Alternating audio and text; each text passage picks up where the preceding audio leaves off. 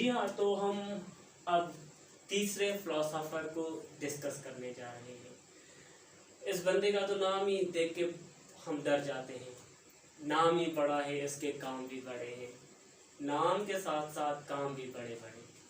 सवाल ये होता है, इस बंदे का आखिर खुद का नाम क्या है? मोहम्मद बिन अहमद, मोहम्मद नाम है, अहमद नाम है, अबू रेहान नाम है या अलबेरूनी नाम है? मतलब इस बंदे ने पूरी पूरी फैमिली को ऐड कर लिया है।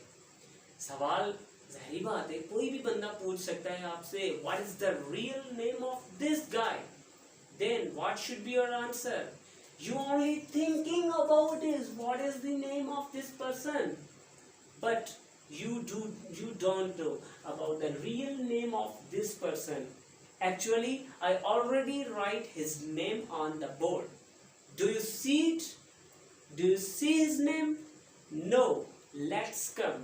इसका जो असली नाम है, खुद का जो नाम है, वो अलबेरूनी नहीं है भाई। इसका जो खुद का नाम है, जरा देखें क्या नाम लिखा हुआ है? मोहम्मद। जी हाँ, इसका खुद का नाम है मोहम्मद। बिन बोला जाता है अरबिक वर्ड में बेटे को। किसका बेटा है? अहमद का। और अबू किसे हम कहते हैं? फादर को। किसका फादर था? रेहान का। और उसके साथ साथ अलबेरूनी इसने क्यों नाम लिखा हुआ है खुद का? क्योंकि ये पैदा हुआ था अफगानिस्तान के छोटे शहर बैरून। ये बंदा अपने सिटी के नेम से मशहूर है, अपने शहर के नाम से फेमस हुआ है। देखें, खुद का नाम भी ले लिया, बाप का नाम भी ले लिया, बेटे का नाम भी ले लिया, शहर का नाम भी ले लिया। अब आप सोच रहे होंगे, तो इस बंदे ने कौन सी चीजें छोड़ी हुई है? सिर्फ और सिर्फ अपनी वाइफ का नाम नहीं लिखा। मेजॉरिटी यही होगी, तो इसने ठीक यही था, पूरी फैमिली को इकट्ठा कर लिया हुआ था, तो ये अपनी वाइफ का नाम भी मेंशन कर लेता। ठीक है, चलो छोड़ दें इसके नाम को, मगर अब हमें पता चल गया इसका खुद का नाम क्या है।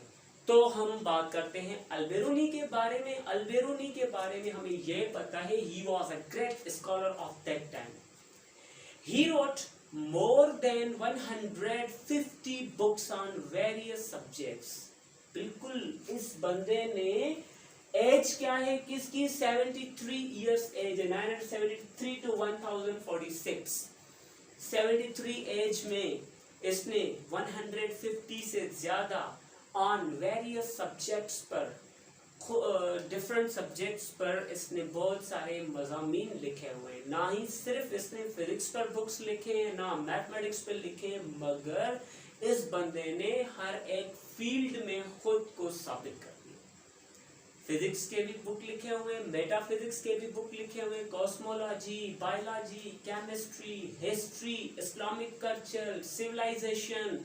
उसके साथ साथ जो ये हमारे बीचों बीच ये जो धर्म है, इन सारे मजहबों को भी इस बंदे ने डिस्कस किया हुआ है। हमारे मजहब में और दूसरों के मजहब में कौन से डिफरेंसेस हैं, इस बंदे ने एवरी एंड ईच फील्ड को डिफाइन किया हुआ है विथ अ न्यू एंगल। हर एक सब्जेक्ट को एक न्यू एंगल से इसने डिफाइन किया हुआ है ही। और उसके साथ साथ इसने क्या किया हुआ था, उस वक्त के बंदे जो ये सोच रहे होते थे कि ये जो हमारी जमीन है वो एक फ्लैट बॉडी है। समझ रहे हैं ना? फ्लैट बॉडी, सीधा एक बॉडी है, हमारी जो जमीन एक सीधी बनी हुई है। मगर इस बंदे ने उन लोगों को प्रैक्टिकली प्रूव कर दिखाया कि हमारी जो जमीन है वो सीधी नहीं बनी भाई। हमारी जो जमीन है वो कैसे बनी हुई है?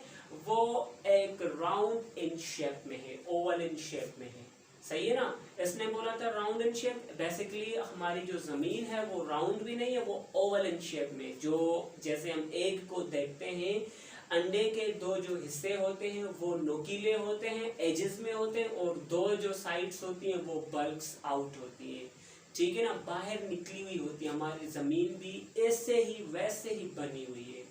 हाँ, हमारा जो अर्थ का जो ऑर्बिट है वो एलिप्टिकल ऑर्बिट है। हमारी अर्थ इलेप्टिकल ऑर्बिट में फिक्स्ड है। जो सर्कुलर मोशन होती है किसके इर्द गिर्द फिर रही होती है, वो हमारी सूरज की तरफ क्या कर रही होती है, उसके इर्द गिर्द घूम रही होती है। और हमारी जमीन के इर्द गिर्द क्या चीज घूम रही होती है, वो घूम रही होती है मून की बात हम करते हैं, चांद की बात करते हैं। और इस बंदे ने इन सारी चीजों को एक न्यू एंगल से डिफाइन किया। हमारी जमीन कैसे घूम रही है, हमारी जमीन के इर्द गिर्द कैसे चांद घूम रहा है, इसने हर एक चीज को क्लियरली डिफाइन किया हुआ था।